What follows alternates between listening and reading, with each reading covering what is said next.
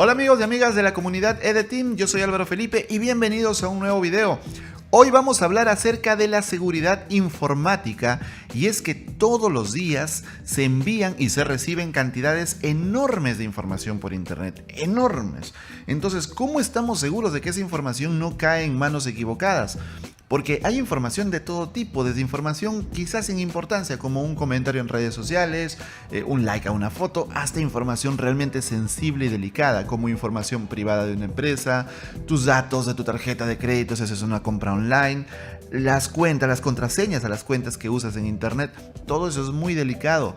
¿Cómo podemos estar seguros de que nadie intercepte esa información en el camino? Seguramente tú te preguntarás, pero ¿se puede interceptar? ¿Puede haber una persona en el medio atrapando esa información si viaja por internet, por cables, ¿no? En realidad sí se puede. Y para explicártelo te voy a poner un sencillo ejemplo. Cuando yo era niño, en los tiempos muy antiguos, no soy anciano, pero la tecnología avanza tan rápido que uno a veces se siente como tal. Mira, te contaré que en mis tiempos se enviaban cartas en papel. En papel, escribías en un papel, lo metías a un sobre, ibas a la oficina de correos, ponías la dirección y el destinatario y pagabas un dinero para que envíen esa carta. Por ejemplo, los programas de televisión, los programas para niños que había concursos y sorteaban cosas, tenías que enviar una carta. Me acuerdo muy claro de todo eso. Entonces tenían unas ánforas donde estaban las cartas y cuando eran muchas cartas era como una montaña de cartas en las que se sumergían. Una locura. Y mira, he vivido eso. Entonces, ¿qué pasa? ¿A qué quiero llegar? A que esas cartas físicas había un cartero, ¿no? Un Jaimito el cartero que llevaba las cartas a su destino. Evidentemente, en el camino pueden pasar muchas cosas. Se le pueden extraviar las cartas al cartero, el cartero puede tener un accidente, pueden asaltarlo y robarle, tal vez porque saben que lleva información importante, alguien podría sobornarlo y el cartero entregarle información. No sé, a lo que quiero llegar es que hay muchas posibilidades que pueden ocurrir en el camino. De la misma manera es en internet. ¿Sí? Es más tecnológico, más técnico, pero el concepto es el mismo. Así que se han inventado varias formas de proteger la información desde la antigüedad hasta nuestros tiempos y vamos a revisar un poco de qué se trata todo esto. Antes de continuar, quiero invitarte a conocer EDEteam porque si tú eres de las personas que se preocupa por su futuro, EDEteam es el lugar para ti porque en EDEteam te ayudamos a alcanzar tus sueños enseñándote a programar, a diseñar o incluso a crear tu propia empresa. Entra a ed.team para que comiences a estudiar gratis hoy mismo. Dicha la publicidad, continuemos con el tema de hoy, la privacidad. ¿A quién le gusta que espíen sus secretos? No, a nadie. Todos tenemos secretos. Es parte de nuestra naturaleza, es normal.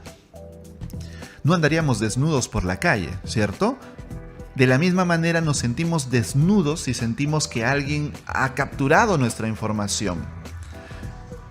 Entonces, la ciencia, la disciplina que se encarga de proteger la información para que solamente las personas autorizadas puedan leerla y acceder a ella, se llama criptografía. La criptografía se encarga de que no haya espías, no haya esa gente ahí metiendo los ojos en lo que no debe.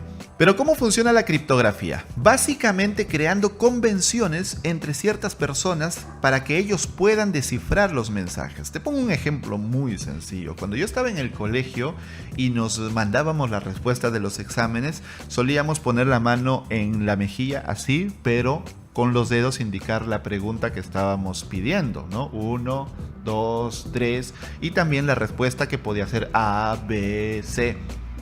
El profesor no sabía esa convención, solamente la sabíamos nosotros. Ese es un ejemplo muy sencillo de criptografía. Solamente quienes conocen esa clave secreta, esa convención, pueden descifrar el mensaje. Ahora, una de las convenciones más clásicas es el llamado cifrado César porque supuestamente la usó Julio César en las guerras en el Imperio Romano. No está demostrado, pero bueno, históricamente se le llama así. Es la forma más sencilla de criptografía y consiste simplemente en mover las letras del alfabeto para que una letra se transforme en otra. Por ejemplo, mira esa figura. Ahí hemos movido 3 posiciones las letras, fíjate. Ahora la A está en la posición de la D. Digamos que la azul es el texto original, el alfabeto original, y el amarillo es el alfabeto como va a quedar después de la criptografía, después de encriptar el mensaje.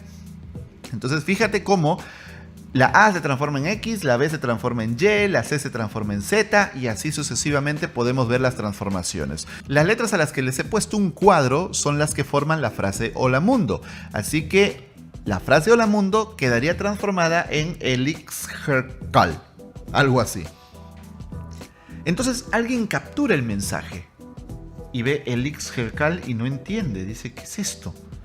Pero el que sabe que tiene que mover 3 posiciones las letras, fácilmente lo interpreta y dice, ok, la E tengo que moverla 3 posiciones, F, G, H, ok, es H. La L tengo que moverla 3 posiciones, M, N, O, ok, es O. Y así puede seguir y descifra el mensaje. Es un proceso lento y tedioso, pero es una forma de proteger la información. A esta forma de proteger la información se le llama cifrado simétrico. ¿Por qué simétrico? Porque la misma clave que se usa para cifrar el mensaje se usa para descifrarlo, la misma. Entonces, el emisor y el receptor deben compartir la misma clave, pero tiene un gravísimo problema. Si alguien se entera de esa clave, puede descifrar todos los mensajes. Pero aún así ha sido el sistema usado por muchos siglos en la historia, siempre lo iban mejorando. La mayor mejora que se le hizo fue hacer cifrados polialfabéticos, lo que significa que no solamente la A va a ser H, la B va a ser J y no sé qué, sino que habían varios alfabetos. Entonces la A podía ser H, pero la siguiente A en el texto podía ser, digamos, X. Y la siguiente A podía ser L, por ejemplo. Entonces teníamos varios alfabetos. La cosa se complicaba más, pero aún así, durante la historia siempre se han buscado mejores formas de cifrar y obviamente formas de romper ese cifrado. Tal vez la forma más clásica de cifrar con este cifrado simétrico fue la máquina Enigma que usaron los españoles en la Segunda Guerra Mundial para enviarse tácticas de guerra y los ataques, informes del tiempo, etc. Esa máquina era muy compleja para sus tiempos, muy compleja. Era medio mecánica y medio eléctrica.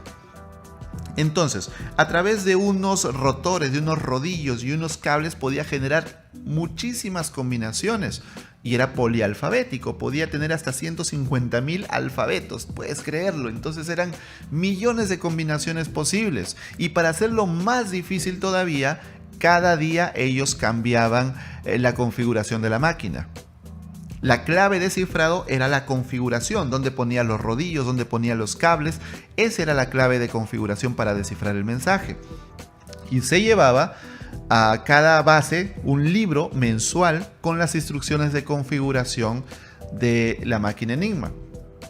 Entonces era muy difícil descifrarlo. Y tú te preguntarás, como yo también me lo pregunté, ¿y por qué no van y capturan el libro si lo envían cada mes? Bueno, para empezar, no es fácil, ¿no? Tiene muchísima protección el libro y pues no se sabe por dónde va a ir, mientras que las señales de radio por las que se comunican son muy fáciles de interceptar. Esa es la diferencia. Pero aún con toda esa complejidad, la máquina Enigma fue descifrada por Alan Turing. Ya sé que él no es Alan Turing, él es Doctor Strange, pero también apareció en una película recreando a Alan Turing con todo este proceso que hicieron para descifrar el código Enigma, con una máquina gigantesca que logró hacer el proceso inverso y descifrar los mensajes de Enigma. Y se dice que gracias a Alan Turing la guerra terminó 2 años antes y se salvaron miles de vidas. Es decir, este hombre fue un héroe de guerra. Sin haber peleado en combate, fue un héroe de guerra, a pesar de que la sociedad lo trató terriblemente mal. Ese es tema para otro video, pero es muy interesante. Y aún estamos en una época de computación muy básica.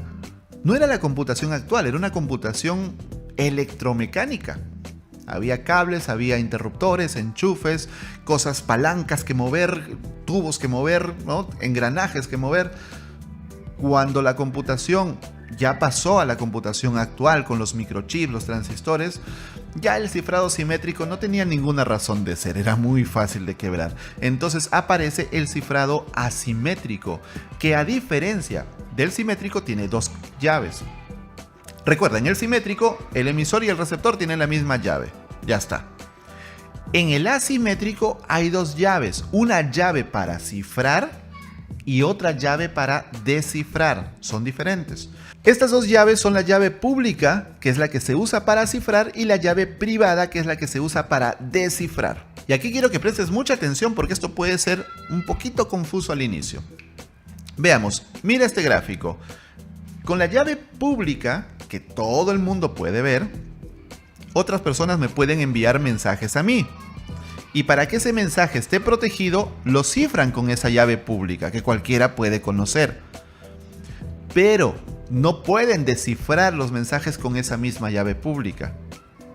Solo se pueden descifrar con la llave privada. Entonces me llega un mensaje y con mi llave privada lo descifro. Así es como funciona. Y tú dirás, ¿dónde está mi llave privada? ¿Dónde está mi llave pública? Técnicamente ya está implementada en tu sistema, ya está implementada en los navegadores, en los correos electrónicos, en las páginas web. Eso ya está, no tienes que preocuparte. Yo te explico cómo funciona. Veamos el esquema un poquito más amplio. Acá tenemos a Pedro y a María. Pedro le quiere enviar un mensaje a María. ¿Ok? Entonces, ¿qué hace? Como la llave pública de María es visible para todo el mundo, por eso se llama pública, la usa para cifrar el mensaje y ponerle un candadito, como ven ahí. Listo. Pero esa llave que le sirvió para poner el candado no le sirve para abrir el candado. Entonces el mensaje viaja hasta su destino, llega a María y María, con su llave privada, que es única y solamente ella la tiene, abre el mensaje. Listo, el mensaje está protegido. Si alguien en el camino capturara ese mensaje e intentara leerlo, se daría cuenta que la llave que capturó no le sirve, porque necesita la llave privada.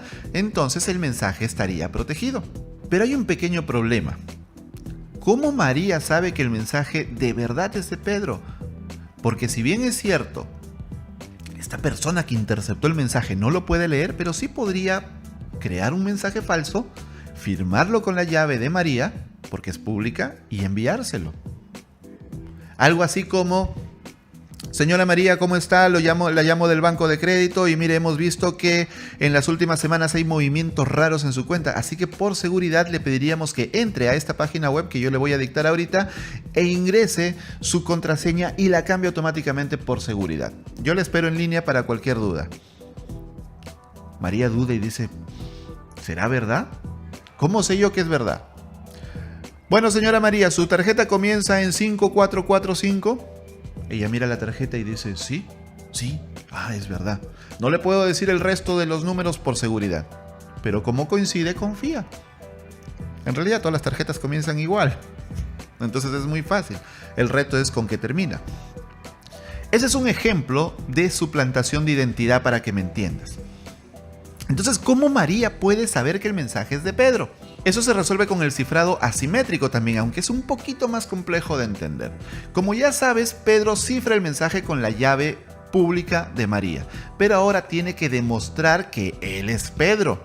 Por lo tanto, usa su llave privada para firmar el mensaje.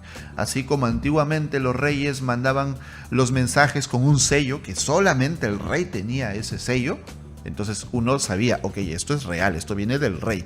De la misma manera, Pedro, con su llave privada, firma el mensaje. Entonces, el mensaje no solamente se envía cifrado, sino también firmado. Y como lo firma con la llave privada, la persona que intercepta el mensaje no tiene esa llave privada, entonces no puede firmarlo. Cuando el mensaje llega a su destino, María lo descifra con su llave privada, pero para saber la autenticidad del emisor usa la llave pública de este emisor. Sí, ya se te está dando vueltas la cabeza. A mí también me dio vueltas la cabeza, me explotó, no lo entendía, sufrí, hice dibujitos incluso como lo demuestra este tweet que mandé más temprano, hasta que al final lo entendí y dije, wow, ya comprendí cómo funciona esto. Así que te lo voy a poner en un mejor ejemplo aún. Imagina que tienes un buzón. Cada persona tiene un buzón donde le pueden dejar cartas, mensajes. Ese buzón está cerrado con llave. Nadie lo puede abrir. Cualquier persona puede ir y dejar una carta. Yo puedo ir y dejarle una carta a María, pero no se puede abrir. Es decir, en el momento que yo dejo una carta ahí, ni yo mismo la puedo sacar. Solamente puede sacar esa carta la persona que tenga la llave para abrir el buzón, que en este caso obviamente es María. Ese buzón representaría la llave pública. con la que cualquier persona te puede enviar un mensaje protegido, porque desde el momento que yo meto la carta al buzón, no puede venir un espía y sacar la carta del buzón, no puede, está protegida por el buzón. Entonces llega María, usa su llave privada para abrir el candado y abrir el buzón y puede leer el mensaje. Entonces, buzón, llave pública. Cualquiera te puede dar un mensaje y está protegido por el buzón que está cerrado. La llavecita del buzón es la llave privada con la cual yo puedo abrir el buzón y ver los mensajes que han llegado. ¿Y cómo explicamos el tema de la identidad? De la siguiente manera, fíjate. Imagínate que ya no es un buzón donde tú vas y pones una carta, sino que son un grupo de buzones, uno para cada persona, y hay un guardia de seguridad en la puerta que te dice identifícate. Señor, yo vengo a dejarle un mensaje a María. No, señor, usted se identifica y después que se identifique, yo le dejo enviar el mensaje. Ok, entonces saco mi documento de identidad, mi huella digital, las cosas que el guardia me pida. El guardia se da cuenta y dice, si eres Pedro. Entonces el guardia firma, no firma Pedro, el guardia firma y dice, carta enviada por Pedro. Yo garantizo que es de Pedro. Y el guardia va y pone la carta en el buzón de María, que está por ahí, no sé si lo alcances a ver, en todos esos buzones. Ese guardia de seguridad es la entidad certificadora. La entidad certificadora firma los mensajes y dice, este mensaje realmente es de tal persona. Vas a ver eso en los correos electrónicos cuando le das a ver más y te sale por quién ha sido firmado, o también lo puedes ver en las páginas web. Por ejemplo, si vas a ed.team, a nuestra página web, por cierto, entra para que empieces a estudiar hoy mismo, vas a ver un candadito al lado. Ese candadito significa que la conexión es segura por HTTPS. El S significa seguro. Y es cifrado asimétrico. Ahora bien, si tú entras a una página y no tiene el candadito, cuidado. Si solamente vas a leer algo, quizás no haya mucho problema. Pero si vas a hacer alguna transacción, vas a introducir un usuario y contraseña, sí, no te recomendaría ir por ese camino porque la conexión no va cifrada. Si tú pulsas en ese candadito, lo que vas a ver es lo siguiente. Te va a decir, la conexión es segura. Tu información, por ejemplo, las contraseñas o los números de las tarjetas de crédito, es privada cuando se envía a este sitio web. Fantástico, entrar a ed.team es completamente seguro. Pero abajo, donde está ese cuadro rojo, te dice certificado válido. ¿Certificado? ¿Qué es el certificado? Recuerda, hay un guardia de seguridad que se encarga de firmar y de decir, tú eres ed.team. Yo garantizo que tú eres ed.team y que no eres alguien que está suplantando tu identidad. Muy bien, y si tú pulsaras, lo puedes hacer, esto es público, puedes ir a la web de ed.team y hacer este proceso. Si tú pulsaras en certificado, lo que vas a ver es lo siguiente. Te va a decir que el certificado fue dado a ed.team y el certificado lo dio Amazon. Amazon en este caso es nuestra entidad certificadora. La entidad podría ser cualquier empresa, hay muchas empresas certificadoras en internet, incluso la gratuita que es Let's Encrypt, que también podrías tú usar. Y fíjate que más abajo dice que este certificado es válido del 1 de mayo de 2019 hasta el 2 de junio de 2020. Esa es la validez del certificado y luego nosotros tendríamos que renovarlo. Y de esa manera, cualquier visitante a nuestro sitio web sabe que la conexión es segura y que no es un fraude. Hasta acá todo muy bonito con el cifrado asimétrico. Pero tiene un pequeño problema y es que puede ser lento porque hay que cifrar con una llave, descifrar con otra llave y hacer eso para cada mensaje. Por eso existe un tipo llamado cifrado híbrido.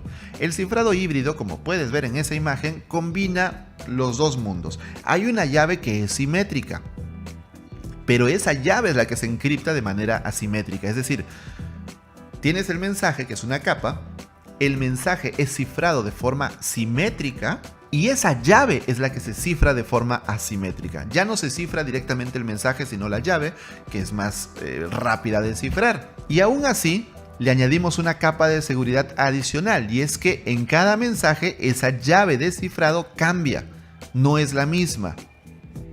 ¿Te das cuenta? Y eso se llama clave de sesión o llave de sesión. Y en esencia es lo que usa, por ejemplo, WhatsApp para el famoso cifrado de extremo a extremo que debes haber visto en internet. Y por último tenemos el cifrado de una sola vía o hashing. Como su nombre lo dice, este cifrado cifra, pero es imposible de revertir, de descifrar. Seguramente te preguntarás, ¿por qué alguien quisiera usar un cifrado que no se puede descifrar? No tiene ningún sentido para mí. En realidad sí lo tiene. Y es cuando queremos almacenar información privada que no queremos que nadie pueda leer. Ejemplo, contraseñas. Cuando un usuario pone su contraseña en un sitio web, por ejemplo en EDETeam, no te sentirías muy bien si supieras que esa contraseña está almacenada tal cual en base de datos y los empleados de la compañía pueden leer tu contraseña, entrar a tu cuenta y revisar tu información. No te gustaría. En EDETeam lo más que podrían leer sería el historial de cursos que has visto, pero obviamente hay servicios donde la cosa sería muchísimo más delicada. Y aún así hay empresas que guardan las contraseñas en texto plano. Se han visto muchísimos casos, muchísimos escándalos de malas prácticas. ¿Cómo funciona el cifrado de una sola vía o hashing? De la siguiente manera: cada información que quieras guardar y que nadie pueda descifrar pasa por un proceso llamado hashing. El hashing obtiene un hash. El hash, de ahí viene hashing obviamente, es una cadena de caracteres, como tú ves en esa imagen, originada a partir de una función. Esa función se llama función hash. Esa cadena de caracteres es la que se guarda en base de datos, no se guarda la contraseña. Entonces, cuando viene un usuario y pone su contraseña, entra a EDETeam, usuario, y pone su contraseña, ¿qué sucede? Sucede que esa contraseña es enviada con el mismo proceso de hashing y se compara ese hash con el hash que está en base de datos. Nunca se compara, o bueno, nunca se debería comparar la contraseña real con la contraseña real guardada en base de datos. Jamás, sino con el hash. Por eso, cuando un usuario no sabe su contraseña, tiene que hacer un proceso de recuperar la contraseña porque ni siquiera la compañía lo sabe. Si en algún caso te dicen recuperar contraseña y te envían un correo con tu contraseña, mucho cuidado, la están guardando en texto plano y tu seguridad podría estar comprometida. Ahora, ¿cómo se genera ese hash? Existen algoritmos, tal vez los más conocidos, el MD5 o el SHA-1 o SHA-1. Sin embargo, estos algoritmos que en su tiempo fueron bastante utilizados no son nada recomendables hoy en día porque todo algoritmo con el tiempo se le hacen pruebas, intentan romperlos hasta que terminan rompiéndolos. Tú dirás, Álvaro, te estás contradiciendo. Estás diciendo que es indescifrable, que se cifra pero no se puede descifrar. Entonces, ¿cómo van a ser algoritmos que se han roto? No tiene sentido. Pues sí, es verdad. Sin embargo, existen bases de datos o bibliotecas de hash. Por ejemplo, ya sabemos cuál es el hash para la palabra hola, de tanto que se ha usado. Ya sabemos cuál es el hash para la palabra mundo. Hay bibliotecas de todo eso, entonces es fácil hacer una comparación y poder volver atrás. Por eso no se recomienda. Los algoritmos que podrías usar ahora son SHA-2, SHA-3 o Bcrypt, que es el que usamos en EDETeam, o bueno, el que implementa el tío Alexis, porque según lo que él me contó, Bcrypt lo que hace es que genera un hash diferente en cada oportunidad. No es el mismo hash, lo que lo hace muchísimo más seguro. Y de esa manera en EDETeam todas tus contraseñas están bien guardadas y seguras y no va a pasar nada. ¿Qué te pareció esta explicación del cifrado de la información? Estoy seguro que te daba vueltas en la cabeza y que no lo lograbas entender hasta este video. Así que te pido que compartas este video y digas, oye, si nunca has entendido el cifrado de la información, este es el mejor video que te lo explica en español. Y además te invito a conocernos en ed.team. Si eres de las personas que planifica su futuro porque quiere alcanzar sus metas, EDETeam te ayuda a alcanzar tus sueños enseñándote programación, diseño y también a crear tu propia empresa. Si este video te gustó, si este video te enseñó las cosas de una manera que nunca nadie jamás te las había enseñado, imagínate cómo será estudiar en la plataforma EDETeam. Te invito a ed.team porque tu futuro te está esperando. Yo soy Álvaro Felipe, espero de corazón que este video te haya gustado y nos vemos en un nuevo video. Hasta la próxima, chao.